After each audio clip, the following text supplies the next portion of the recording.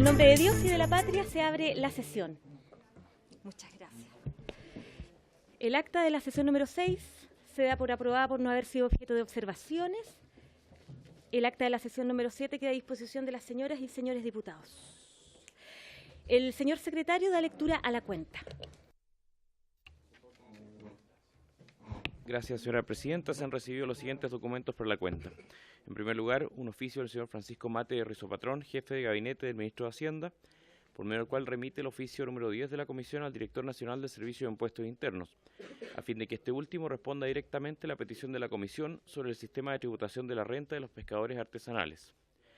En segundo lugar, una nota del diputado señor Renzo Trisotti Martínez, por medio de la cual invita a los miembros de la Comisión de Zonas Extremas a una reunión en Iquique el día viernes 13 de julio para conocer el funcionamiento y desarrollo de la zona franca de dicha ciudad con el presidente de su directorio, señor Vladimir Ciarafia. En tercer lugar, un correo electrónico del señor Jorge Guzmán, exfuncionario de la Cancillería y doctor en Asuntos Porales, por medio del cual remite una propuesta de modificación al proyecto de ley que establece un estatuto chileno antártico, según lo solicitado por la Comisión de Zonas Extremas en sesión celebrada el 12 de julio del año 2017. Finalmente, un correo electrónico a la señora Ruth Oyarzún, presidenta de ACEMUCH de ANCUD, por medio del cual reitera una petición de ser recibida en audiencia a fin de poder exponer respecto al bono de nivelación de zonas extremas. Perdón, presidenta, adicionalmente hay un último documento relacionado con un trabajo de la Biblioteca del Congreso Nacional titulado Aspectos legales del límite tributario para la renta presunta pesquera. Terminar la lectura de la cuenta, señora presidenta. Muchísimas gracias. Ofrezco la palabra respecto de la cuenta.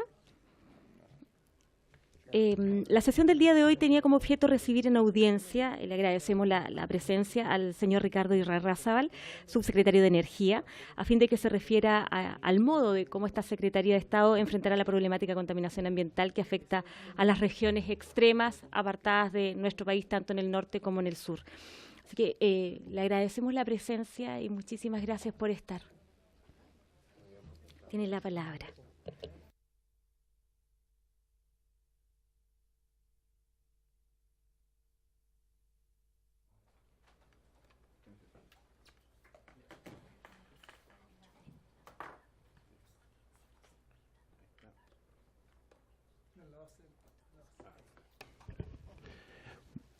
Muchas gracias, presidenta, y muy buenas tardes a todos los parlamentarios.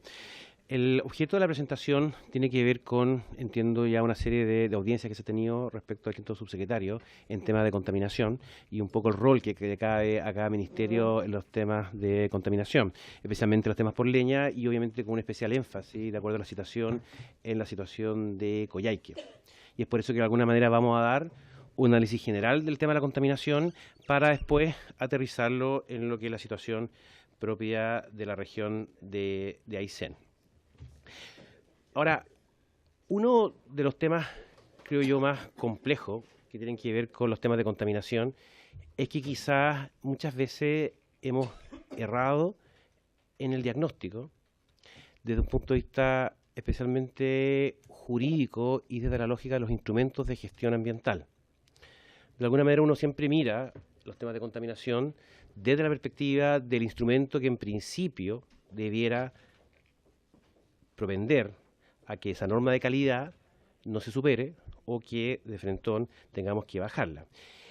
Y si uno analiza los distintos instrumentos de gestión ambiental, en esta lámina que muestra una suerte de jerarquía desde el punto de vista de las políticas públicas, de los instrumentos de gestión ambiental, se conceptualizan los planes de descontaminación en un segundo nivel, estando en un primer nivel las normas de calidad, en un segundo nivel todo lo que es o que requiere un análisis territorial distinto al sistema de evaluación de impacto ambiental, que es un proyecto caso específico con un lugar determinado que se evalúa sus impactos de lo que significa un plan de descontaminación, que es en una zona. Entonces, de alguna manera, todas aquellas actividades que están en esa zona y que propenden o que significan que la norma de calidad se vea superada, y la norma de calidad es clave porque es lo que está en primer nivel.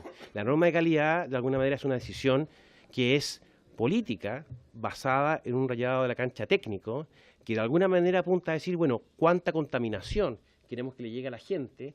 ¿Cuánta contaminación queremos que le llegue a la naturaleza? Y ahí están las normas primarias y las normas secundarias.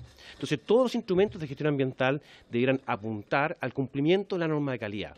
Ahora, el más gráfico respecto al cumplimiento de la norma de calidad es justamente los planes de descontaminación. Si hay una norma de calidad que se ve superada, ¿no es cierto?, eso se requiere, ¿no es cierto?, tal como está en la gráfica, que esa zona sea declarada como saturada, y genera una obligación del Estado de generar un plan de descontaminación, y solamente entran obligaciones de los privados una vez que el plan de descontaminación se genera e incluye medidas que aplican a los privados, sea sector industrial, sector residencial u otro tipo de sectores, o transporte. Ahora, si uno, por ejemplo, analiza lo que es este cuadro, uno se da cuenta de que claramente respecto a lo que es la zona centro-sur del país, el gran problema tiene que ver justamente con la situación de la leña. De hecho, estos son parámetros anuales, entonces de alguna manera están modificados si uno solamente toma a nivel de invierno. Obviamente, en zona norte, zona central y el sur de Chile, el componente industria, transporte y leña varía de acuerdo, obviamente, a la situación de cada lugar.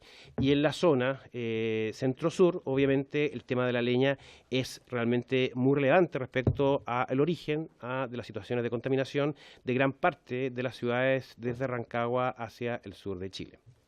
Ahora, desde un punto de vista de políticas públicas, si uno analiza cómo ha sido el devenir de los distintos planes de descontaminación, y este es un análisis obviamente de política pública, pero también político, propiamente tal, uno de alguna manera podría separar el desarrollo de los planes en tres fases distintas. Una primera fase en que la gestión ambiental del país se vio sumamente centralizada. En la práctica, si uno antes del año 2010 le hiciera una encuesta a todos los chilenos, si había contaminación en Chile, básicamente todo el mundo diría sí, en Santiago. Porque en Santiago había exactamente un plan de descontaminación, en el cual además se gastó muchísimo dinero. Y después vamos a ver los resultados de los distintos planes y de las reformulaciones de los planes en la región metropolitana. O sea, una gestión ambiental muy, muy centralizada. Y había una gran incógnita de qué estaba ocurriendo en el resto del país. Y ahí se dio una situación bien interesante en el primer gobierno del presidente Piñera, en que hubo una decisión con mucha voluntad política de generar una nueva norma de calidad, que es la norma de calidad de material particulado 2.5, que es justamente la que ha gatillado una seguidilla de planes de descontaminación que fueron establecidos en el gobierno anterior. Y justamente en ese periodo se empezó a monitorear la calidad del aire. Todas las ciudades sobre 100.000 habitantes se empezaron a monitorear para saber cuál era la calidad del aire en esas ciudades. Y obviamente lo que ocurrió fue justamente que esa incógnita se despejó, pero en un sentido al revés del despeje de la contaminación, sino que con mucha contaminación. Todas las ciudades de Rancagua al sur de Chile estaban bajo una contaminación muy relevante en temas de material particulado fino. Entonces, a partir del año 2010, la gestión ambiental se descentralizó bajo esta lógica del monitoreo. El monitoreo es fundamental, porque uno monitoreando una norma, después de 3 años, recién puede declarar una zona como saturada. Y una vez declarada la zona como saturada, que es una obligación del Estado, viene una segunda obligación del Estado de generar un plan de descontaminación para aquellas zonas que fueron declaradas como saturadas. Y ahí empezaron, después de 3 años de monitoreo, ¿no es cierto?, la generación de los primeros planes de descontaminación bajo esta nueva norma, la 2.5, y bajo todo el monitoreo que se armó en todas las ciudades sobre 100.000 habitantes. Y en la tercera fase, que viene a partir del año 2013, de alguna manera se generaron una serie de planes de descontaminación en la zona centro-sur de Chile. El gobierno anterior prometió 14 planes, de los cuales solamente se publicaron 9, y 6 de los cuales fueron iniciados en el primer gobierno del presidente Piñera. Ahora, la pregunta, y respecto a esto, un análisis bien de política pública, es justamente la que está en la lámina. ¿Han sido efectivos los planes de descontaminación? Y aquí solamente, y si entiendo que esta es la Comisión de Zonas Extremas, ¿ya?, pero quería de alguna manera mostrar lo que ha sido el plan de descontaminación de la región metropolitana. En esa gráfica, no se alcanza a ver muy bien, pero hay una línea punteada que está abajo de la gráfica. Esa línea punteada es la norma de material particulado fino. Es la norma de calidad a la cual tiene que apuntar todas las medidas incluidos en los planes de descontaminación. Y si se fijan, esa curva es el agregado de emisiones que uno monitorea de acuerdo a la norma de calidad. Y entonces las medidas que están establecidas arriba de la línea roja, lo que nos dicen básicamente es cuál ha sido el impacto de cada una de esas medidas en la mejora de la calidad del aire de la región, muchas gracias, de la región metropolitana. Entonces, claro, de los años 90 a la situación actual, claro, uno podría establecer casi un 60% de mejora en la calidad del aire de la región metropolitana, producto de una serie de planes que se han reformulado y que si uno los analiza con mucha atención, se da cuenta que nunca un plan en la región metropolitana ha alcanzado sus metas, sino que se ha reformulado, se aplazan las metas, ¿no es cierto?, pero nunca de alguna manera hemos salido de la situación de contaminación. ¿Cuándo uno podría decir que salió de la situación de contaminación? Cuando esa línea roja queda por abajo de la norma de calidad. ¿Se entiende? Sí, sí, perfecto. Entonces, eso de alguna manera nos lleva a plantear ciertos problemas estructurales del instrumento de gestión ambiental, que de alguna manera son interesantes porque una de las cuestiones que quedaron incorporadas en el programa de gobierno del presidente Piñera fue justamente un análisis legislativo de modificación de lo que se establece respecto a los planes en la ley 19.300 sobre bases generales del medio ambiente. ¿Cuáles son los grandes problemas estructurales de los planes? En primer lugar, el plan como tal no es una ley, sino que es un decreto. ¿Qué significa que sea un decreto y no una ley? Que el plan como tal, si de alguna manera, o sea, las medidas que se establecen en un plan tienen que tener un fundamento legal, porque las medidas como tales, en el fondo, obviamente afectan la actividad económica. Si yo tengo, por ejemplo, restricción vehicular, esa restricción vehicular, por ejemplo, que sé yo, que es un día viernes no puedo usar mi vehículo, bueno, significa evidentemente una limitación al derecho de propiedad respecto a ese vehículo. Por eso, y de acuerdo a la Constitución, a la ley, eso requiere que quede establecido por ley. Entonces, ¿qué ocurre? El plan de descontaminación como tal es un decreto. Entonces, si las medidas establecidas en un plan no tienen un fundamento legal, no hay cómo incorporar ese tipo de medidas con más músculo a nivel de un plan de descontaminación. En segundo lugar, los planes de descontaminación tienen más bien una lógica coordinadora. O sea, ¿qué está haciendo cada ministerio respecto a una situación específica de contaminación que de alguna manera se agrupan como medidas en un plan? O sea, de alguna manera es coordinar la acción del ministerio, más que el plan como tal tenga una fuerza propia. Y eso también tiene que ver con el tema del financiamiento, porque el plan de descontaminación, el financiamiento es el financiamiento de cada ministerio para ejecutar las medidas que están establecidas en el respectivo plan.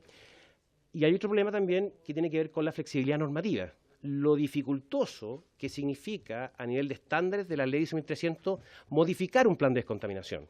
Para modificar un plan de descontaminación, por ejemplo, si no se han cumplido las metas, o lo que pasó en la región metropolitana, con el tema del gas argentino, ¿no es cierto?, que se suponía que iba a ser una tremenda mejora ambiental y al final no lo fue. Bueno, ¿cómo rápidamente yo podría modificar un plan de descontaminación? Tengo que seguir todo un procedimiento bastante complejo para llevar adelante esa modificación del plan. Y hay otro tema que también que es bien clave, que es el tema de la cobertura territorial.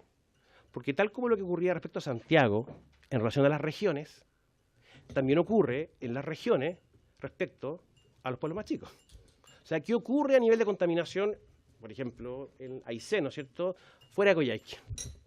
Hay zonas contaminadas en la Araucanía, en la región de los lagos. ¿Qué pasa en la Unión? O sea, hay muchas ciudades que no se están monitoreando y que no sabemos exactamente lo que está ocurriendo a nivel de contaminación, lo que evidentemente abre una serie de incógnitas o de dudas respecto al instrumento de gestión ambiental propiamente tal. Ahora, respecto a la zona centro-sur, obviamente, y como veíamos en el primer gráfico, el gran problema en cuanto a el origen de la contaminación, básicamente es, como todos saben, la leña. Hay cierta situación un poco más compleja en Rancagua, que hay un cierto elemento industrial, y también en Concepción. Pero básicamente el resto de las ciudades del sur, el 90% en la época de invierno, ¿no es cierto?, corresponde a la leña, y dependiendo de la ciudad, las que tienen mejor ventilación, por ejemplo, Puerto Montt, pese a que salió en el diario hoy día, ¿no es cierto?, si lo vieron, también está con preemergencia Puerto Montt, de alguna manera mejora por justamente la mayor ventilación. Ahora, respecto a la leña, vamos a analizar tres problemáticas. Uno, el combustible. Dos, la tecnología. Y tres, la aislación térmica. Porque si uno de alguna manera logra hacer una convergencia entre un buen combustible, una buena tecnología y una buena aislación térmica, de alguna manera puede llegar a resultados satisfactorios desde el punto de vista del cumplimiento de la norma de calidad. Día de hoy, 4 de julio, ya están todas, esta información de la página web del Ministerio de Medio Ambiente, todas las distintas ciudades del sur de Chile, ¿no es cierto? Claro, hay llovido en Chile, ¿no es cierto? Y eso significa mejores niveles de ventilación, ¿no es cierto? El caso de Curicó, de Talca, Los Ángeles, Chillán, Linares y Valdivia, ¿no es cierto? Pero Coyhaique, ¿no es cierto?, sigue en una situación de emergencia y muy grave. En estos gráficos, de alguna manera lo que nos permite ver es la cantidad de leña que se consume como energético para efectos de calefacción. En el gráfico de arriba está el uso de la leña a nivel regional, por cada región, ¿ya? Y en el gráfico de abajo, lo verde es lo que establece el uso de la leña versus otros combustibles. Ahora, este gráfico es súper clave, porque de alguna manera todas las lógicas que uno pueda pensar respecto al tema de la leña pasan por un tema de precio. ¿Qué nos muestra este gráfico? Nos muestra el gasto, los costos en calefacción residencial. El costo de la leña húmeda, el costo de la leña seca, el costo de los pellets, del petróleo, ¿no es cierto?, y finalmente de la electricidad, que de alguna manera es la forma de calefaccionar cero emisión. Claro, uno dice en realidad, chuta, si queremos descontaminar, electricidad, ¿ya? Ahora, el otro día, al fondo, claro, en Santiago, que el precio está más competitivo, eso te genera, ¿no es cierto?, cierta apertura para la posibilidad de electrificación y a través de la electrificación disminuir las emisiones. Pero en zonas como dicen, como todos sabemos, ¿no es cierto?, la situación del precio de la electricidad es bastante cara. Y al final de la presentación un poco vamos a ver los temas sobre la eventual mejora en los temas de electrificación. Y respecto al mercado de la leña y el mercado de los pellets, básicamente, si uno tuviera que definir actualmente cómo es el mercado de la leña, es un mercado altamente informal. Es un mercado que no paga IVA, es un mercado que de alguna manera la información no es clara, especialmente respecto a ciertos estándares que tienen que ver con la humedad de la leña y también respecto al origen de la leña, si viene o no con bosque, ¿no es cierto?, que tiene planes de manejo, etcétera, etcétera. Versus el mercado de los pellets, ¿no es cierto?, que ya es un mercado formal y que se paga IVA, etcétera, etcétera. Segundo tema, leña 1. Segundo tema o segunda problemática, el tema del consumo de la energía para calefacción residencial desde la lógica de la aislación térmica.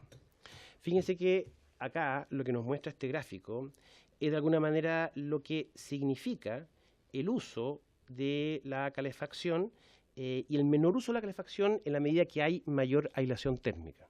O sea, a mayor aislación térmica permite una reducción de un 30%.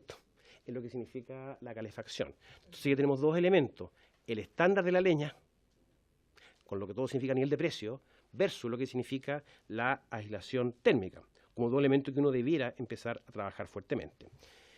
Y el día 23 de mayo, la ministra de Medio Ambiente anunció en Coyhaique que se iba a reingresar el plan de descontaminación ambiental, ahora por material particulado fino, de Coyhaique. Y básicamente las medidas establecidas en este plan tienen que ver obviamente con temas de vivienda, y ahí están todos los temas de aislación térmica, con temas de artefactos, que es la tecnología, y con temas de combustible, y teniendo como eje transversal los temas de educación. Y ahí de alguna manera están mencionadas las distintas medidas de cada uno de estos distintos ejes. Ahora, esto es ya específico respecto a Coyhaique. Y esto nos muestra las mejoras en cuanto a la normativa térmica en Coyhaique y cuáles son las novedades del nuevo plan de descontaminación. Es que desde el punto de vista del Ministerio de la Vivienda, el subsidio para la aislación térmica sube de los 130 UF, ¿no es cierto?, a las 450 UF. O sea, es una mejora sustancial en lo que significa una de las medidas más costo efectivas en lo que significa la contaminación, que es la aislación térmica. Y también incorpora el tema del recambio de calefactores. Y aquí una explicación previa respecto al tema del recambio. El recambio, en el fondo, es un subsidio a la tecnología, a un activo, igual que subsidio a la regulación térmica. O sea, son subsidios que quedan en poder de la gente. O sea, es la mejora a la construcción, es la mejora, ¿no es cierto?, al artefacto. Pero para que esto funcionara, el tema del recambio de calefactores, fue esencial mejorar la tecnología de los calefactores. Y por eso que uno de los grandes temas del primer gobierno del presidente Piñera fue justamente, se generó una norma de emisión para calefactores a leña. O sea, cada nuevo calefactor que tenía que fabricarse en el país tenía que cumplir con una norma muy estricta de calefactores. Lo que es muy importante, porque si yo recambio calefactores, bueno, tengo que de alguna manera es cambiar un calefactor que emite mucho por un calefactor que ojalá emita menos. Y ojalá no sea calefactor a leña, sino que sea calefactor con otro tipo de tecnología, de pellet o de frentón, otro tipo de estufa. Pero para que funcione bien el recambio de calefactores y la destrucción del calefactor antiguo, resulta fundamental haber dictado esa norma de emisión para calefactores a leña, porque si no, evidentemente, desde el punto de vista de políticas públicas, el mecanismo no funciona. Y el nuevo plan de descontaminación básicamente establece un recambio de 15.000, de los cuales 14.000 son distintos a leña. O sea, es un calefactor a leña antiguo por una estufa distinta a ese calefactor a leña. Y ahí un poco las personas van a poder elegir los distintos tipos de tecnología. Y actualmente se lleva un avance de un 43% y con un total por año de 4.000 calefactores. Y hay una especie de mapa que muestra los recambios que se han hecho en el año 2016 y 2017. Pensemos Coyhaique, presidente, son 50.000 habitantes, más o menos, son 30.000 calefactores. Entonces, claro, 15.000 de los 30.000 es prácticamente la mitad de los calefactores de Coyhaique. Lo que también es bien interesante, porque Coyhaique de alguna manera se presta para ser de alguna manera un ejemplo muy demostrativo de políticas públicas en tema de descontaminación por su tamaño, que obviamente después uno pueda replicar en otras ciudades de Chile. Ahora, rol del Ministerio de Energía. Acá el tema es bien relevante, porque uno dice, claro, el tema de contaminación es un tema ambiental. Sí, obviamente tiene consecuencias ambientales. Pero el origen de la problemática es más bien energética. O sea, tiene que ver con un pseudocombustible, porque también no lo es, que es la leña. Tiene que ver con aislación térmica, que también es un tema energético. Tiene que ver con calefacción, que también es un tema energético. Por eso el rol del Ministerio de Energía en esta temática es muy importante. Y obviamente la coordinación con el Ministerio de Medio Ambiente, que lidera la discusión en términos de generar los planes de descontaminación, que se someten a un Consejo de Ministros, etcétera, etcétera, resulta fundamental. Y el Ministerio de Energía, en los primeros 2 meses de gobierno, con la ministra Susana Jiménez, nos embarcamos en una tarea de recorrer todo Chile. Nos juntamos en todas las capitales regionales con grupos ambientalistas, con los gremios, con las juntas de vecinos, para despertar inquietudes en materia energética. Y se armaron unos talleres alrededor de Chile, a nivel de número de asistentes a los talleres, fueron casi 2.200 personas, que para una discusión energética yo creo que no es menor. Y fue bien interesante porque todo aquello complementó mucho lo que era el programa de gobierno del presidente Piñera en temas energéticos. Y obviamente yo creo que el tema que más salió en todas las actividades de la zona centro-sur de Chile fue el tema de que la leña sea declarada como combustible, lo que requería un cambio legal. ¿Perdón? ¿Significa algo que se declara combustible? Claro, por si usted me presenta, si quiere, le contesto un poco más adelante, que está la explicación de lo que significa el proyecto de ley. Claro, exactamente. Entonces, bueno, nosotros generamos varios compromisos, y el séptimo, justamente tenía que ver con declarar a la leña como combustible, y también varios ejes estratégicos de esta ruta energética, uno de los cuales justamente es el 6, la eficiencia energética, y el eje 4, energía baja en emisiones. Uno de sus puntales es justamente la declaración de la leña como combustible. ¿Qué establece el eje 4 de la ruta energética? Y esto es bien interesante porque nosotros, este es un libro que sacamos como ministerio, en que establecimos todas estas medidas que recogimos de las regiones, complementadas con el programa de gobierno original, y a las cuales obviamente nosotros como Ministerio de Energía le vamos a dar todo un seguimiento en cuanto a su cumplimiento. En el eje 4, y aquí un poco yo seleccioné las medidas más atingentes respecto a la discusión que nos convoca, está lo primero, la regulación de los biocombustibles sólidos como la leña y sus derivados, que es, actualmente la leña no es un combustible. Y por eso, básicamente, la informalidad de la leña, de todo punto de vista. Claro, por ahí hay un proyecto de ley, una moción, que habla de prohibir la leña en la región metropolitana. Pero claro, es que ni siquiera la leña es un combustible. O sea, en el fondo, ¿cómo uno va a prohibir algo que ni siquiera tiene un objeto en cuanto a fiscalizar el cumplimiento de esa medida? Entonces, obviamente, si uno quiere generar una estrategia regulatoria respecto a la leña, lo primero es que sea declarada como combustible. Uno no puede, claro, a través quizás de una ordenanza municipal, pero con un carácter, en el fondo, muy feble desde el punto de vista jurídico. Pero obviamente, si uno quiere realmente fiscalizar la comercialización de la leña en las zonas urbanas, uno requiere un músculo. Ese músculo es la SEC, ese músculo es Carabinero, es el Servicio de Impuesto Interno respecto a la factura. Entonces, todo aquello, de alguna manera...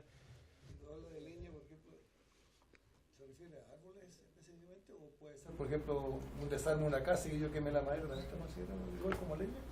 Claro, leña es el biocombustible sólido, o sea, de un origen, claro, básicamente es sala de dendroenergético, que es como el concepto general. O sea, todo aquello que viene de un origen natural, ¿no es cierto?, y que puede ser usado como leña. Ahora, en el caso de una demolición, por ejemplo, esa es leña muy seca, en el fondo, ¿te fijas? O sea, claro. Luego también, como segunda medida, una serie de apoyo a iniciativas de inversión asociadas al mercado de los biocombustibles sólidos. O sea, si yo formalizo la leña y la declaro combustible, tengo que también generar un mercado de leña seca, con stock de leña seca. Y hay uno de los grandes problemas de muchas pymes en Coyhaique, que de alguna manera les ha costado mucho armar sus pymes, porque requieren un capital, lo que significa inmovilizado, que es estar un año con la leña, secándolo, para poder venderlo al año siguiente. Y también la promoción de inversión en la producción y consumo de pellets. Y en el eje 6 de la ruta energética, nosotros incluimos los temas de calefacción eficiente. Y en la calefacción eficiente, un proyecto de ley que estamos próximos a presentar en el Congreso, que es un proyecto de ley de eficiencia energética, que es un proyecto que ha tardado mucho. De hecho, en la agenda energética del gobierno anterior, tanto el establecimiento de la leña como combustible, como de la ley de eficiencia energética, se suponía que era parte del programa de gobierno del gobierno anterior. Lamentablemente, no sé la razón, si habrá sido política o de otra índole, en la cual, en el fondo, el gobierno anterior no quiso embarcarse en estos dos proyectos de ley. Nosotros los reformulamos y uno de ellos justamente el que establece la leña como combustible y el segundo, el proyecto de ley de eficiencia energética, que básicamente apunta a una lógica institucional. Pensemos que la eficiencia es un tema transversal dentro del Estado, por eso hay un resorte que tiene que ver con el Consejo de Ministros para la Sustentabilidad, y en que de alguna manera apunta a tres grandes objetivos: a la industria como grandes consumidores, en una lógica de reporte e información para que ellos mejoren sus sistemas de gestión energética; a la eficiencia de los vehículos, generar un estándar de eficiencia para los vehículos que se vendan al país; y en tercer lugar, y está relacionado con lo que estamos discutiendo el día de hoy, que las viviendas tengan obligatoriamente una calificación energética para la venta. ¿Qué significa una calificación energética? Que sepamos cuál es el nivel de aislación térmica de la respectiva vivienda. Entonces el comprador de alguna manera sabe, ¿no es cierto?, que esa vivienda cumple un determinado estándar. Y eso viene justamente en el proyecto de ley. Lo que, como todos sabemos, es uno de los temas claves para la lucha contra la contaminación, porque una buena aislación térmica, como les decía al principio de la presentación, es un 30% menos de demanda de energía para las viviendas. Y también en el eje número 6 hay un tema que se está hablando mucho este año. Hay unos proyectos un poquito más antiguos en Chile, que es el tema de la calefacción distrital. ¿Qué significa la calefacción distrital? Significa que si hay alguna industria, alguna empresa o algún mecanismo, alguna caldera que de alguna manera le sobre calor o tenga excedentes de calor, que ese calor pueda ser utilizado en términos de calefacción. En Santiago tenemos un ejemplo que hace mucho tiempo existe, que son las Torres San Borja, que tienen calefacción distrital, producto de una caldera. Y en Coyhaique hay un proyecto muy interesante, que es este de acá, que es la escuela agrícola, que también se está generando un mecanismo de calefacción distrital. Ahora, esto es un tema que afuera se está usando mucho, pero que en Chile todavía, para su implementación, y más allá de los 5 pilotos que tenemos como ministerio, uno de los cuales justamente es el de Coyhaique, pero también hay otro en la zona de Balmaceda, Temuco, en Papeles Biobío, en San Pedro La Paz, en Renca, que por ahí salió hace un tiempo un reportaje en el Mercurio de la central Renca, ¿no es cierto?, que de alguna manera el calor que le sobra lo puede inyectar como calefacción en el barrio circundante. La central Renca, esa que está por el lado de la costanera, ¿no es cierto?, que se ve en el fondo con una antigua central de carbón, ¿no es cierto?, que se reconvirtió a gas. En Valdivia también, y lo que le mencionaba, la Escuela Agrícola de Coyhaique, y hace poco también hay una empresa que es MPC, en Nacimiento, que también tiene, por celulosa, ¿no es cierto?, muchos excedentes en cuanto a calor, que también ha empezado estudios para temas de calefacción distrital en el sector circundante en Nacimiento. Pero para eso se requiere una serie de normativas. Claro, en verano, en el fondo, claro, exactamente. Pero de alguna manera la lógica es que, o sea, claro, hay una serie de barreras en el fondo que tiene el tema de la calefacción distrital. La principal barrera en el fondo es qué pasa, por ejemplo, si hay una industria que es la que provee calor y esa industria para. La gente queda sin calefacción. Entonces eso requiere en el fondo algún mecanismo de respaldo energético de calefacción para ese momento en que esa industria pare. Tampoco hay normativa respecto a las cañerías. Claro, es que lo que pasa es que aquí el gran incentivo de la empresa es que de frente a ellos les sobra el calor. Pero tampoco se quieren embarcar en un problema con la comunidad. Al revés, ellos lo quieren ver como un beneficio a la comunidad. Básicamente es una lógica más bien de responsabilidad social empresarial. Por ejemplo, la CMPC. O sea, de buen vecino, a mí me sobra calor, yo ese calor en el fondo lo distribuyo en el barrio circundante. Pero ahí las principales barreras también son técnicas y también son jurídicas. Porque no hay normativa, por ejemplo, para instalar cañería por las veredas, las calles, y entrar a cada casa. Entonces, todo requiere, en el fondo, un análisis normativo y, obviamente, en temas de seguridad, y ahí el rol de la SEC, evidentemente, es muy relevante. Y aquí un poco los principales temas que tienen que ver con la calefacción distrital. Respecto al proyecto de ley de regulación de los biocombustibles sólidos, la pregunta del diputado. Aquí, claro, uno podría pensar, el tema no es tan complejo, porque, qué sé yo, es declarar la leña como combustible. Pero el gran tema es cómo uno genera una estrategia regulatoria para aprovechar que la leña sea combustible. O sea, ¿cuál es el mecanismo de gradualidad en el tiempo? ¿Qué es lo que se va a fiscalizar? ¿Qué es lo importante de lo que no es importante respecto a los temas de la leña? Pensemos que alrededor de la leña también hay una serie de consideraciones culturales, una serie de consideraciones que tienen que ver con el precio, con los más vulnerables, que obviamente en una buena política pública uno no puede dejar de lado. Entonces, una buena estrategia regulatoria evidentemente tiene que considerar todos esos factores, ¿ya? Pero siempre bajo la lógica de no subsidiar el combustible, sino que subsidiar los activos. O sea, la construcción de la casa, ¿no es cierto?, que tenga aislación y que la gente se loquea. El calefactor de buena calidad, ¿no es cierto?, que se loquea. Y eso es una también de las estrategias que hemos querido establecer a través de esta regulación. ¿Qué nos permite esta regulación? Nos permite regular 3 temas. El contenido de humedad, la dimensión de la leña, que también es un tema relevante, y el origen de la leña. O sea, 3 estándares de calidad. Entonces, si yo de alguna manera establezco la leña como combustible, luego, ¿qué fiscalizo? La fiscalización deberá estar pensada especialmente para zonas urbanas y en cuanto a la comercialización. O sea, no entrando a cada casa, mirando al fondo si usted tiene o no leña húmeda, sino que básicamente bajo la lógica de la comercialización. Y con una lógica también de fiscalización adecuada. Y ahí básicamente la lógica de fiscalización más moderna tiene que ver con la certificación. O sea, con registro. O sea, que al final lo que haga la SEC básicamente es fiscalizar, oiga, usted está inscrito en el registro, esto en el fondo corresponde a una leña certificada o no corresponde. Y aquí una serie de, esta tabla bien importante porque muestra los actores, los costos y los beneficios, ¿ya? Y aquí es importante entender el tema del precio. ¿se acuerdan en esa lámina que veíamos al principio, en que mostraba el precio de la leña húmeda versus precio de la leña seca? Gran parte de ese incremento en el precio respecto a la leña húmeda tiene que ver con dos factores. Un factor que es el tema de la humedad y un segundo factor que es el pago del IVA, ¿no es cierto? Entonces, obviamente esto genera costos y beneficios. Ahora, el gran truco acá, o el gran problema, o en el fondo la falta de información, o lo que demuestra que el mercado de la leña es muy informal, es que en la práctica nadie sabe muy bien lo que está comprando, porque nadie va, en el fondo, a medir la humedad de la leña cuando compra.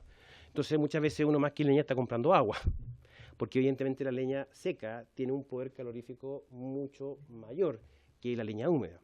Y esto además, recuerden que hay que juntarlo con los otros dos elementos para una buena estrategia, que es la tecnología, el calefactor y la aislación térmica. O sea, es tecnología, aislación térmica y la leña. Y el reconocimiento de la leña como combustible apunta justamente al combustible, ¿no es cierto?, a la leña. No, claro, y más que eso genera un nivel de contaminación intradomiciliaria, pero ya. Esa es la calidad de... Efectivamente. Puedo quemarla en un brasero o un equipo... Y esto es interesante porque muestra el precio y los porcentajes, cuánto aumenta, ¿ya? Y evidentemente lo que le significa al consumidor. Y aquí ve las lógicas básicas de lo que significa en el fondo regularizar. Porque al final lo que ocurre con la leña húmeda, que tiene un subsidio encubierto, porque se está pagando menos, ¿no es cierto? Perdón, se paga menos por algo que es más, en el fondo, porque es una leña, en el fondo, que tiene mayor humedad, ¿no es cierto?, y no cumple ciertos estándares. Entonces, claro, para productores y comerciantes está el tema del IVA, un tema de costos de secado y un costo de certificación. Entonces, se evalúa eso en un 30% el aumento del precio, que de alguna manera, claro, es lo que justifica, ¿no es cierto?, esa diferencia entre la leña seca y la leña húmeda. Pero a ese 30% uno deberá restarle el 15% que tiene que ver con el aumento del poder calorífico propio de la leña seca. Y si uno eso además lo junta al buen calefactor y a la aislación térmica, de alguna manera te permite equilibrar bastante los precios, de lo que inicialmente se vería como una gran diferencia de precios, pero aquí ya en un mercado totalmente formal o regularizado. Y por último, quería mencionar, creo yo, uno de los temas claves, mirando especialmente hacia futuro, que tiene que ver con la electrificación. La electrificación, en el fondo, evidentemente es cero emisión. El problema es que la electricidad es más cara. Ahora, en el Mercurio, hace unas 2 semanas, no sé si vieron, salió en lo que ocurre en Santiago, en que muestra distintos tipos de calefacción y en que están entrando muy fuerte por un precio bastante bajo en cuanto al uso de energía, las famosas, en el fondo, bombas de calor. No sé si las conocen, en el fondo, que funcionan en verano y en invierno. Ahora, el problema es que en Aysén, ¿no es cierto?, tenemos un sistema mediano, en que no está bajo las lógicas propias del resto del sistema eléctrico chileno, sino que hay una integración entre la generación, la distribución, ¿no es cierto?, y la transmisión, en que hay una sola empresa. Y que de alguna manera, claro, igual, hay otros los temas que están en la ruta energética, que es también mirar un poco entre las modificaciones legales, que tienen que ver con los sistemas medianos. Y entonces eso también de alguna manera impide, ¿no es cierto?, la entrada de nuevos actores. Ahora, es un poquito un círculo vicioso, porque tampoco van a entrar nuevos actores en la medida que no aumente la demanda por energía eléctrica. Y como la gente no se cambia su calefacción a energía eléctrica porque es más barata la leña, no aumenta la demanda de energía, entonces no hay nuevos actores y el precio se mantiene alto y no baja. Entonces, bajo esta consideración, el gran tema acá es justamente cómo uno podría aumentar la demanda. O sea, que más gente utilice calefacción con electricidad. Y en ese sentido, hemos establecido algún tipo de conversación con la empresa de la zona, ¿no es cierto?, para ver alguna posibilidad de generar algún tipo de tarifa diferenciada solamente respecto a lo que es la calefacción.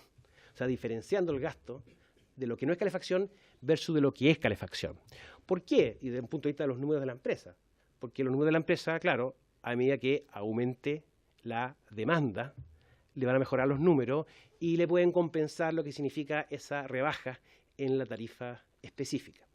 Ahora, es un tema que está en curso, pero que además debiera suponer una coordinación con el Ministerio de Medio Ambiente en cuanto a lo que significa el recambio de esos calefactores por estos famosos split o inverter, ¿no es cierto?, que son estas bombas de calor, para poder llevar adelante este proyecto, y también lo que significa de un punto de vista eléctrico. Hay que mejorar el tema eléctrico en las casas para que funcionen bien estas bombas de calor, y además hay que generar un medidor diferenciado respecto a la energía que se gasta en los otros temas de la respectiva casa. Y ahí nos tiene el plan piloto, en el fondo, con estas bombas de calor para poder llevar adelante esto. Y también, y con esto ya estoy terminando, hay una institución, no sé si la conocen, que es la Agencia Chilena de Eficiencia Energética, que es una corporación de derecho privado que fue creada por ley, que de alguna manera tiene bastante flexibilidad en lo que significa la ejecución de programas estatales, porque no tiene un poco las restricciones de la ejecución presupuestaria anual, y de alguna manera también no tiene los malos incentivos a ejecutar todo al final, ¿no es cierto?, sino que a generar un buen gasto focalizado y de calidad. Entonces, la agencia, de alguna manera, podría, de alguna manera, llevar adelante varios de estos proyectos, especialmente en temas de aislación térmica. Ahí hay un tema que me acuerdo que surgió justamente en la discusión en el taller en Coyhaique, que es que, claro, el subsidio de aislación térmica del MIMBU se usó mucho en el pasado, pero hay muchas casas en Coyhaique que no han sido regularizadas. Entonces, como no han sido regularizadas, esas personas no pueden postular al subsidio del MIMBU. Entonces, de alguna manera, uno lo que requiere es entrar de alguna manera, quizás con la agencia, en un proceso un poco más completo, que involucre aislación térmica, que involucre una regularización, que involucre también el recambio del calefactor quizás a un artefacto eléctrico. Y es un poco, yo creo, la gran novedad, es cómo de alguna manera pensar un punto de vista muy estratégico y en una zona que yo creo que es posible generar cambios, como Coyhaique, dada la cantidad de habitantes que tiene y su superficie, y que realmente puede ser un muy buen ejemplo para estrategias de descontaminación a nivel de país. Eso sería la presentación, Presidenta. Muchísimas gracias, subsecretario. En virtud un poco del tiempo, que en el día de hoy nos retrasamos un poco producto de la sesión especial realizada en el día de hoy, ofrezco la palabra a los señores parlamentarios. Diputado Miguel Calisto. Gracias, Presidenta. Agradezco la exposición del subsecretario, también la presencia del subsecretario Alvarado. Este tema lo hemos conversado en múltiples ocasiones, en varias comisiones aquí mismo también de zona extrema, en vivienda, en salud, en la región, en la oficina de la moneda, en la oficina de los ministerios, y pareciera que falta diálogo, falta conversación entre los diferentes actores, porque el diagnóstico está hecho, o sea, todos ya sabemos el problema, pero uno escucha energía respecto a algunas cosas que debería tener y hacer vivienda. Uno escucha vivienda y dice, mira, hay deficiencia en energía, esto lo ve energía. Entonces, a nosotros nos ha costado sentar a todos los actores en una mesa, lo digo como parlamentario de Aysén, liderados, por supuesto, por el Ministerio de Medio Ambiente, con energía, con vivienda, con salud, con educación, con todos los actores, de manera que efectivamente tengamos un plan que apunte al problema. Nosotros somos la ciudad, en el caso de Coyhaique, pero que es una realidad que se está repitiendo en todas las localidades de la región, lamentablemente, por la geografía, porque hay poca ventilación en nuestras localidades y ciudades, en Puerto Aysén, en Cochrane, en Puerto Cisne, en fin, en muchas pequeñas localidades. Y claro, hoy día podemos ver situaciones de emergencia en la sexta región, en la séptima, en la octava, pero ninguno tiene los niveles que tiene Coyhaique, por ejemplo, que es la ciudad más contaminada de América, que tiene estos niveles tan altos de contaminante 2.5, material particulado fino, que es uno de los más dañinos para la salud humana, que afecta gravemente a nuestros niños, que hemos tenido niños trasladados, enfermos, fallecidos, niños fallecidos, adultos mayores. Por lo tanto, estamos dentro de una caja de humo casi como estar con un brasero, como decía recién el diputado, adentro de una casa es como estar con un brasero en la ciudad, respirando eso todo el día y afectando gravemente a nuestras familias. Este es un problema de salud pública y por eso le decíamos al ministro que declare a Coyhaique como con emergencia sanitaria para que se logren tomar acciones concretas por parte del gobierno. Y yo increpo al gobierno, pero yo sé que no es responsabilidad de ustedes, vienen asumiendo. O más bien también es responsabilidad de ustedes, porque hubo un primer gobierno del presidente Piñera, pero también es responsabilidad de los gobiernos de la concertación y de los anteriores gobiernos y del Estado chileno, que no ha tenido una mirada de Estado con respecto a la región de Aysén, particularmente. Por decirle, este tema hemos ido destapando la situación, por ejemplo, en salud, donde tenemos 3 camas UTI y no tenemos UCI pediátrica, por lo tanto los niños más graves tienen que ser trasladados a Puerto Montt, a Valdivia, a Santiago, a Punta Arenas, porque en ese extenso territorio no hay condiciones mínimas de salud, por ejemplo. Creo que acá en temas de vivienda, por ejemplo, yo soy parte de la Comisión de Vivienda y lo hemos planteado muchas veces. Acá hay una excesiva burocracia por parte del Estado. Efectivamente, si la casa no está regularizada, no puede tener revestimiento térmico. Durante muchos años hicimos revestimiento térmico y lo hacíamos por bonito, porque hasta donde alcanzaba la plata. Entonces se hacía el revestimiento por fuera y por el costado y quedaba todo el resto de la casa descubierta sin revestimiento térmico. Entonces la gente decía, mire qué bueno, porque mi casa se ve más bonita, pero en realidad el objetivo no es que la casa se vea más bonita, sino que la casa sea mucho más eficiente para que efectivamente gaste menos calefacción. Hicimos eso a media, por fin apareció el PDA que permitió envolver térmicamente la vivienda completa. Pero hoy día en Aysén, Puerto Aysén, estamos usando el sistema antiguo, hasta donde alcanza la plata. En Cochrane, en Cisne, o sea, estamos haciendo las cosas a media. Por lo tanto, ahí también hay que ver no solamente el problema hoy día, sino que también el problema futuro. Hoy día nos están diciendo de la energía eléctrica. Hemos dicho nosotros mucho que, por ejemplo, se habla del pellet, que está dentro del plan de descontaminación. Pero el pellet ya, incluso han dicho que lo van a prohibir porque también contamina. Entonces, y está dentro del plan de descontaminación. ¿Por qué no decimos derechamente, sabe que vamos a cambiar la matriz de calefacción de Coyhaique, de la región de Aysén, por energía eléctrica? Yo en lo personal creo que es la energía eléctrica la alternativa. Si tenemos el agua ahí, es la región de Chile que tiene más ríos, con potencial y características, y que es una riqueza propia nuestra, que tenemos que usarla correctamente, cuidando el medio ambiente, con un desarrollo sustentable, pero usarla para el bien de la gente. Algunos hablan de gas, en fin, pero eso es depender de otros. Y eso la historia ha demostrado que no es factible y no ha sido bueno. Podría hablar toda la noche, pero en realidad en honor al tiempo solo quiero pedir que haya mayor diálogo, aprovechando que está el subsecretario Alvarado, entre los diferentes actores, entre los diferentes ministerios, de manera que desburocraticemos las medidas. Yo creo que el plan de descontaminación anterior, que me imagino que este va a venir reforzado y mejorado, es bueno. Son buenas medidas. Por ejemplo, el recambio de calefactores. Pero tenemos que pasar a ser activos y rápidos en la ejecución de esta iniciativa. Se dice, por ejemplo, son 15.000 recambios calefactores, ¿no es cierto? Coyhaique tiene 20.000 casas. 20.000 casas. Y dicen que vamos 1.000 por año. Si estamos en una emergencia como esta, ¿por qué el gobierno no puede hacer un esfuerzo y entregar 5.000 calefactores al año? En 3 años, al final del gobierno del presidente Piñera, yo lo aplaudiría, tendríamos el 100% de la ejecución de los recambios calefactores.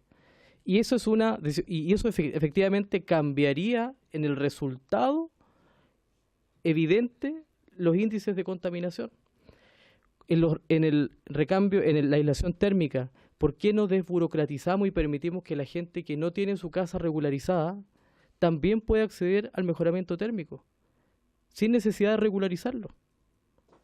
Porque a menos que la casa sea inhabitable, a menos que esté declarada inhabitable, efectivamente no podemos hacer un envolvente térmico, pero en general las casas cumplen con todas las condiciones para hacerlo. Entonces, desburocraticemos para efectivamente hacer cumplir este plan de descontaminación, el anterior, el que va a venir ahora, que esperamos salga rápido y se tome una medida de Estado y una decisión política. Presidenta, gracias. Muchas gracias, diputado Miguel Calisto. ¿Dudas, consultas?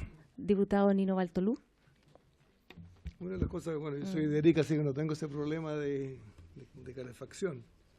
Al contrario, hay que poner aire acondicionado en el verano. Pero me llama la atención que todos nosotros decimos que el Estado lo haga, que el Estado nos dé el calefactor y la gente misma que está sufriendo, ¿no es cierto?, los daños no se dé cuenta de esto. Porque un calefactor hoy día no vale tan caro como para que diga, ¿sabes qué? Un grupo humano grandote no lo compra. Las casas, ¿no es cierto?, las tiendas venden a crédito, o sea, pagar 10.000 pesos mensuales no creo que sea un problema de muchas familias. Y estoy de acuerdo con que subsidiar la base y no permanentemente al producto. Yo creo que es más difícil empaquetar la casa, envolver la casa, hacer la aislación, costaría muchos millones que hoy día, como dice el diputado Calixto, por su intermedio presidenta, entregarle un calefactor. Están los calefactores para las camas, no necesitan calentar todo el ambiente, sino que la cama tiene ¿cómo se llama?, una funda eléctrica y a cierta hora hay que apagarlo porque es demasiado calor. Entonces hay muchas variables, pero nosotros tampoco dejamos que la sociedad misma busque la solución.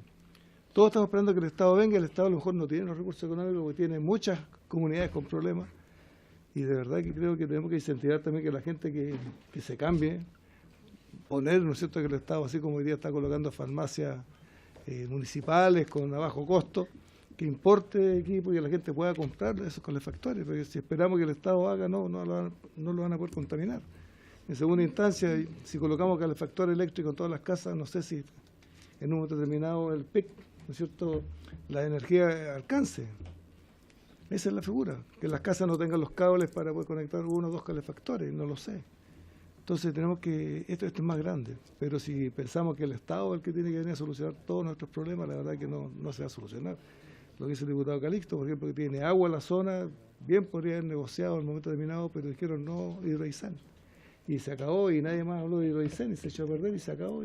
Cuando hoy podríamos haber tenido una fuente enorme de energía que estaría a lo mejor subsidiada para el sector. El proyecto no lo aseguraba, claro, no aseguraba nada. Claro, ese es el problema que debió ser negociado. Por ejemplo, nos enteramos el otro día que Punta Arenas tiene subsidio al gas, no sé, 90.000 millones creo que es. Es una locura también.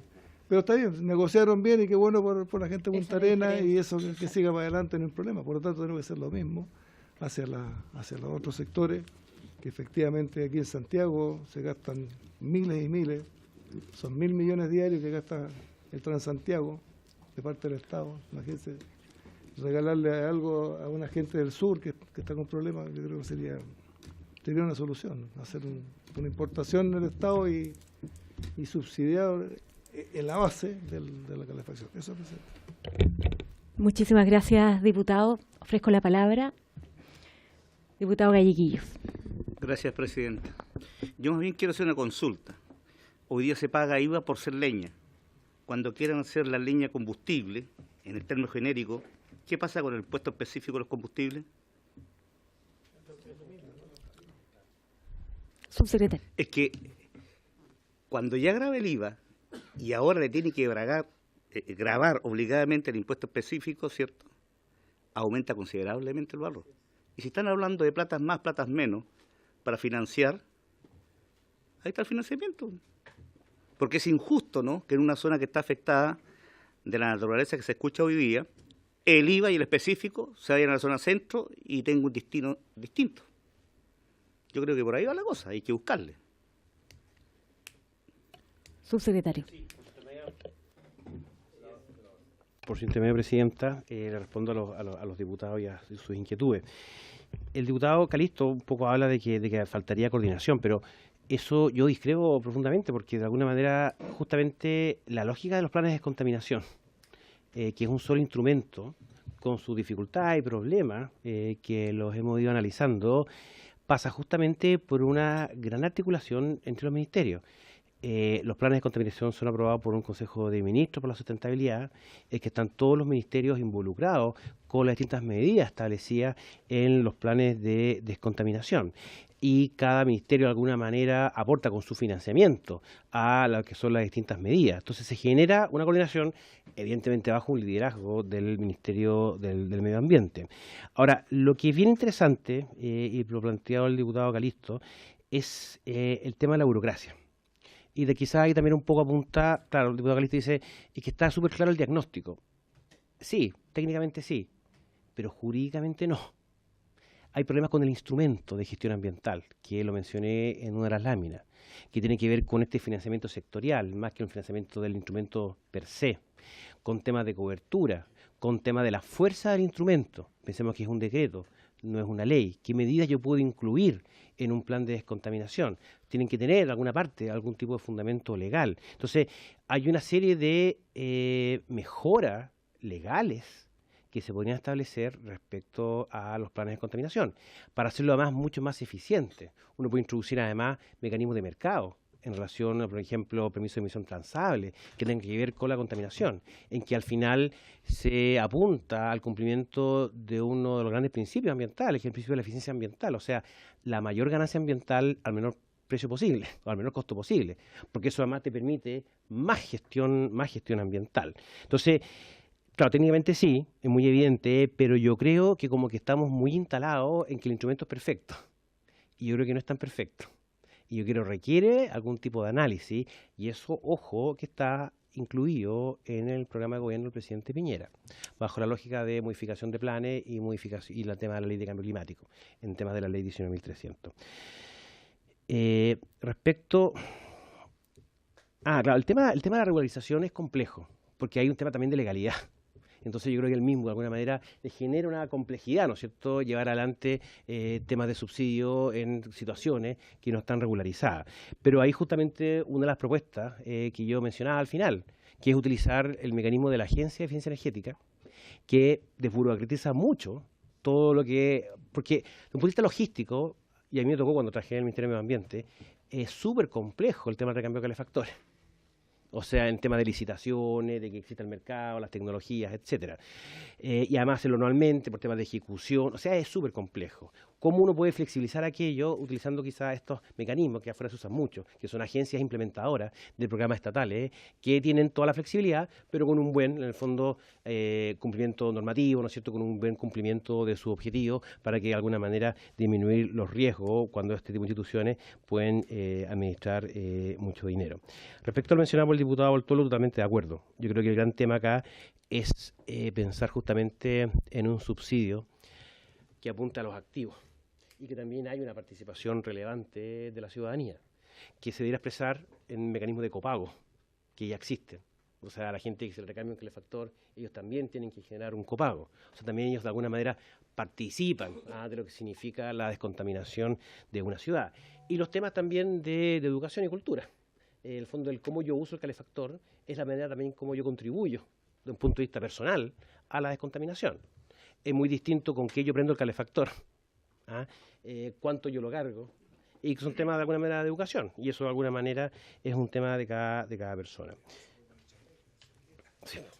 Y claro, y el tema del subsidio a los combustibles es complejo, porque muchas veces termina siendo regresivo, o sea, respecto al que consume más, que hay gente con mayor poder económico. Hay un problema de eficiencia energética, en que de alguna manera en el fondo no se cuida el combustible, producto justamente de ese subsidio. Y hay una barrera a la competencia de otros combustibles. En el caso de Magallanes, por ejemplo, la existencia del subsidio del gas ha significado que no hayan podido entrar las energías renovables a la región de Magallanes. Entonces, si pensamos en la electrificación y subsidiamos otro combustible, de alguna manera vamos a poner otra cortapisa más, y la vamos a hacer más cara una eventual electrificación futuro, que sería el tema de cero emisión. Y respecto a lo mencionado por el diputado Galleguillo, totalmente de acuerdo. O sea, el análisis tiene que ser completo, ¿ya? Y obviamente no puede haber una suerte como de doble gravamen, ¿no es cierto?, respecto al tema de la leña. Muchísimas gracias, subsecretario, por acompañarnos hoy día, por resolver y dar respuesta a muchas de las consultas e inquietudes que hemos tenido respecto a este tema, puntualmente con hartos ministerios y servicios vinculados a la problemática que, yo insisto, hoy día no está solamente instalada en Coyhaique como capital regional de Aysén, sino que en algunos otros territorios.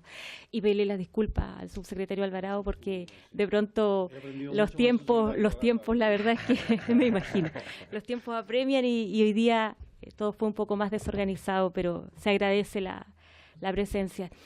Nos acompaña en el día de hoy justamente a solicitud de esta Comisión de Zonas Extremas que hace algunas semanas reiteraba una preocupación importante que tiene que ver con la mirada hoy día del gobierno respecto a proyectos vinculados a la regionalización del país. Muy puntualmente la preocupación está instalada en el rol que nos corresponde y que tiene que ver con el de legislar. Y las comisiones, hay muchas que no están con mucho trabajo legislativo y nos preocupa justamente cuál es la mirada del gobierno respecto a esos temas. Así que gracias, subsecretario, por estar. Muchas gracias, presidenta.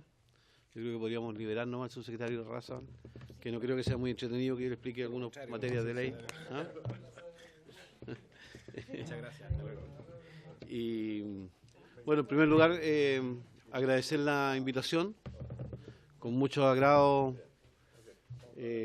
Estoy aquí en esta Comisión de Zonas Extremas, en la cual tuve el honor de participar durante muchos años y ser presidente de la comisión de los momentos que se creó, se generó. Tengo muy lindos recuerdos y reencontrarme con algunos parlamentarios que compartimos también en dicha comisión. Así que muchas gracias, y como Secretaría General de la Presidencia, ustedes nos hacían llegar algunas materias, iniciativas, mociones parlamentarias y también algunas iniciativas del Ejecutivo que tienen, ¿no es cierto?, para un eventual tratamiento legislativo en esta comisión. Yo básicamente, en función de los antecedentes recabados, pudimos detectar del orden de 6 iniciativas, de las cuales todas ellas, por supuesto, centran su preocupación o su foco en cómo potenciar ciertas áreas o regiones del país.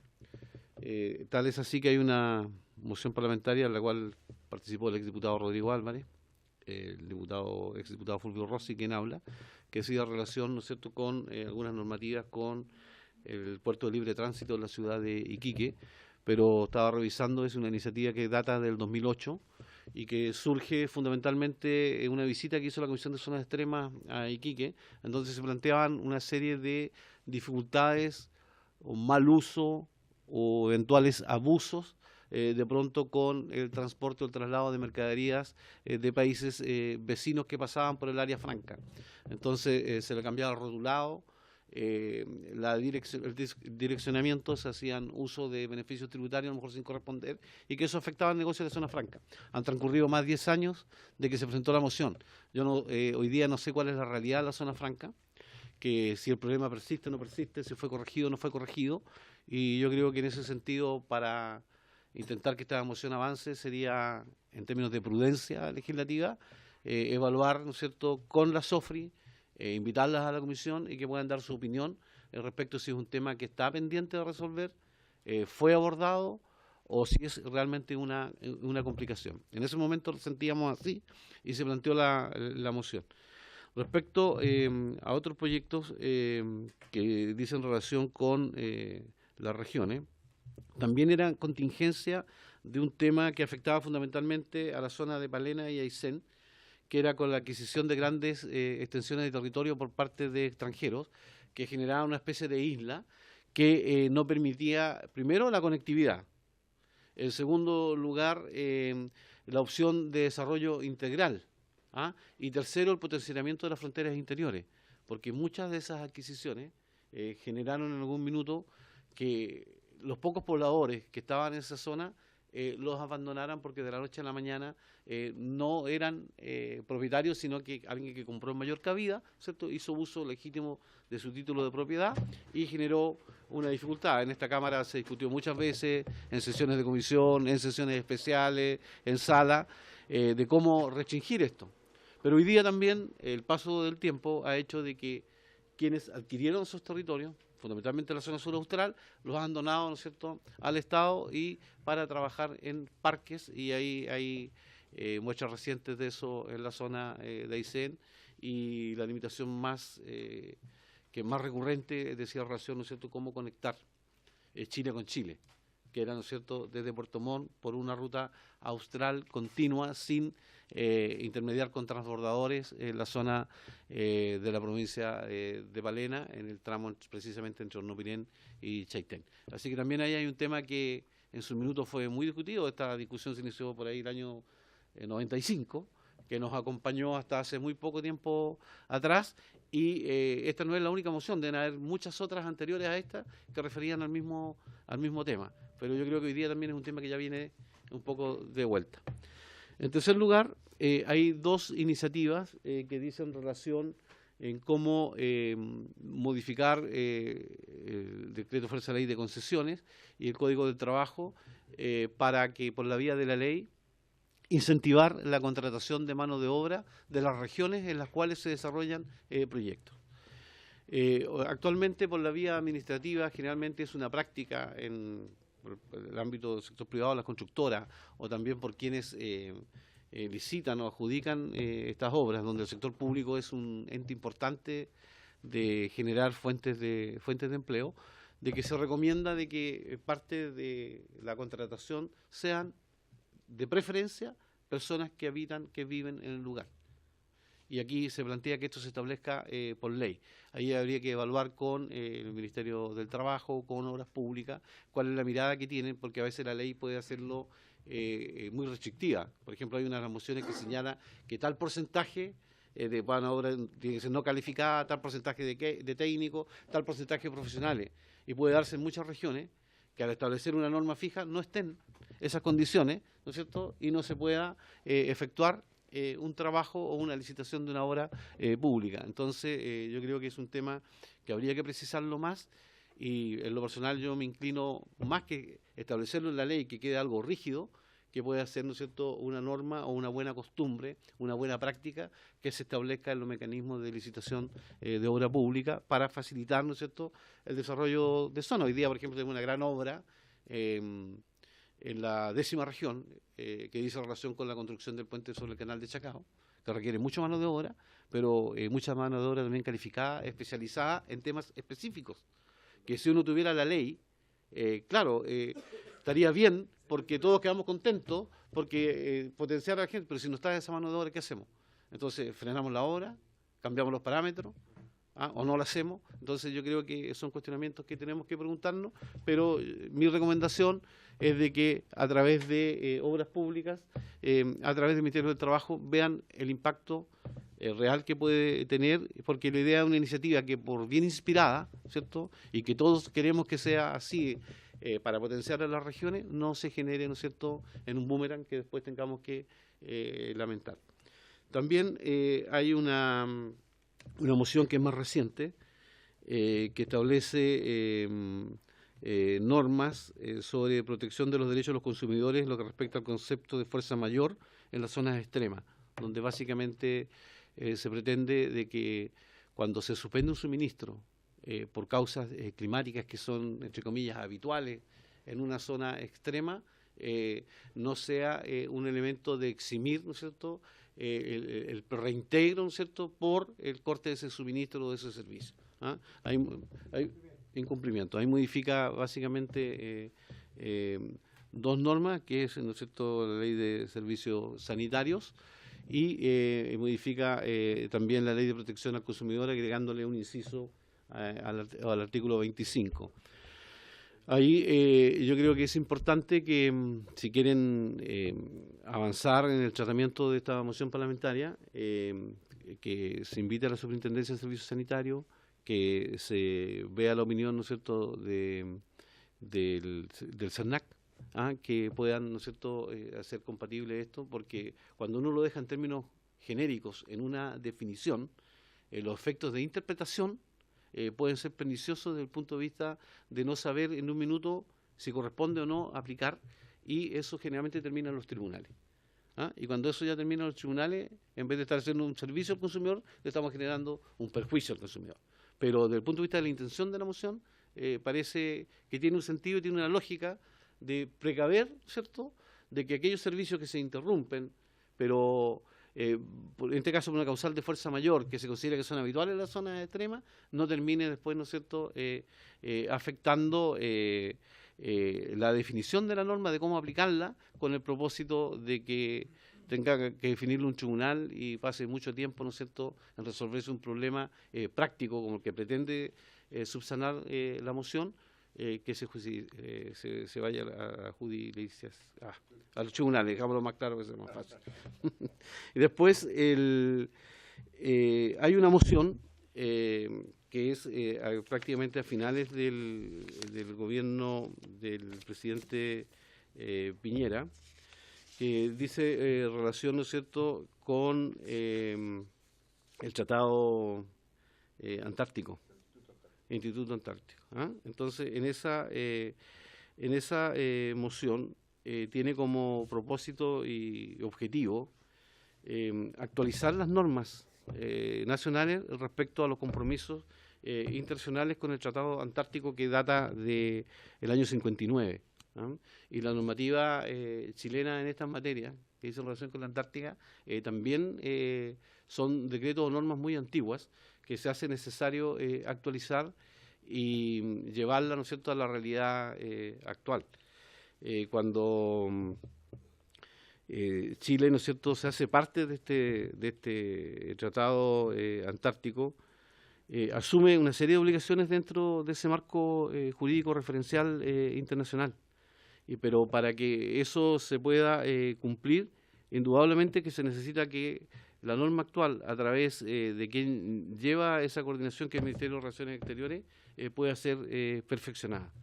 Yo creo que ahí hay un tema que se puede trabajar, se puede abordar en el debate de esta comisión, y yo creo que como Ejecutivo en los próximos días nosotros deberíamos tener una definición respecto a darle una urgencia a esta moción para generar la discusión, generar el debate, ¿no es cierto?, y avanzar en esta materia, porque el día que pase, tiempo que pase, significa que dentro del contexto internacional, como país miembro de un compromiso que hay que cumplir, no nos quedemos atrás o no nos afecte, ¿no es cierto?, en que el tratado, ¿no es cierto?, se incumpla por alguna razón o circunstancia. Así que con este breve resumen de las mociones que ustedes tenían más o menos en mente, yo creo que nuestra opinión del Ejecutivo les puede ayudar para ver, ¿no es cierto?, cuál es el camino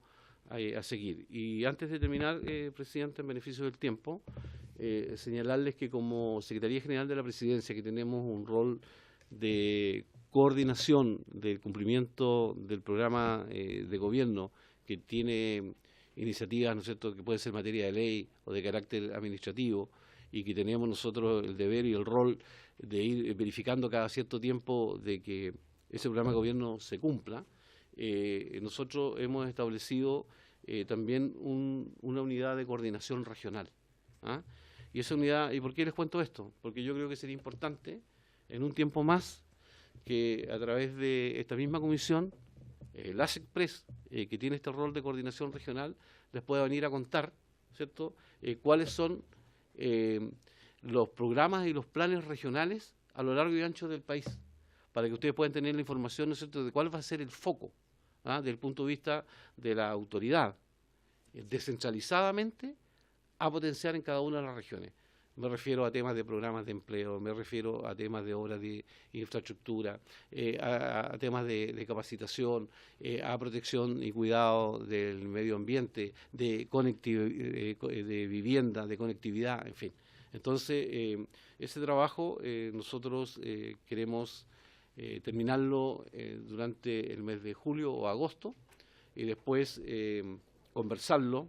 Nacen desde las regiones. Estos programas se están trabajando desde las regiones, con las autoridades, coordinados por la SECPRES, para que después, ¿no es cierto?, lo que determine cada región se valide a nivel central, y a nosotros nos permite llevar el control de la ejecución de esos planes regionales. Así, la acción del gobierno en torno a su programa de gobierno tiene una dirección común, y no se dé de que el gobierno a nivel central esté hablando en un idioma y en las regiones estén conversando en otro distinto, porque eso no nos permite avanzarnos y sería contradecirnos. Entonces, esa unidad de propósito, que va a estar terminada en un trabajo en los próximos 60 días, si ustedes lo tienen a bien en su minuto y les interesa, pueden venir las personas que están trabajando para que les expliquen. Yo creo que es interesante de repente para la región de Los Ríos, Iquique, Arica, Aysén y las personas que tienen que están en esta comisión porque representan regiones, ¿no es cierto?, saber y conocer en profundidad y en detalle lo que va a pasar en los próximos 3 años y medio en cada una de sus regiones. Eso es lo que yo les puedo contar y quedo a vuestra disposición. Muchísimas gracias, subsecretario, primero por la disposición, la voluntad y además porque no dudo en ningún minuto de estar acá justamente pensando en esta solicitud que habían realizado los integrantes de la comisión. Entiendo que tenemos tiempo todavía, poquito tiempo, pero para preguntas de los señores parlamentarios. Tenemos 60 segundos exactos para la pregunta. Mucha claridad. Votemos al tiro todos los proyectos. Por tanto, se agradece la presencia, se le agradece su voluntad, subsecretario. Sin duda lo vamos a invitar en una nueva oportunidad. Así que muchísimas gracias y aprovecho la oportunidad antes de que termine el tiempo de esta información que nos llega, que es parte de la correspondencia, una nota del diputado Renzo Trisotti Martínez, en lo cual también nos ha ayudado el diputado Galleguillos, el 26 de junio por medio de una misiva, ¿sí? ¿Fue en junio? Nos invita a los miembros de la Comisión de Zonas Extremas a una reunión en Iquique el día viernes 13 inicialmente, pero hoy día se ha modificado y debiera ser el día 19 de julio, para conocer el funcionamiento y desarrollo de la zona franca de dicha ciudad con el presidente de su directorio, el señor Vladimir Cherafia. De uno de los primeros proyectos que están ahí en proceso. Exacto, para conversar directamente con el directorio de Zona Franca allá en Iquique. Así es que hago la salvedad y transmito esta información para... No hay ningún problema, le vamos a hacer extensiva la invitación. Y someto a acuerdo de esta comisión el poder hacer extensiva la invitación que realiza el diputado Renzo Trisotti para estar en la ciudad de Iquique el día 19 de julio. Claramente los 20, los integrantes que puedan asistir de la Comisión de Zonas Extremas. ¿Se somete a acuerdo entonces?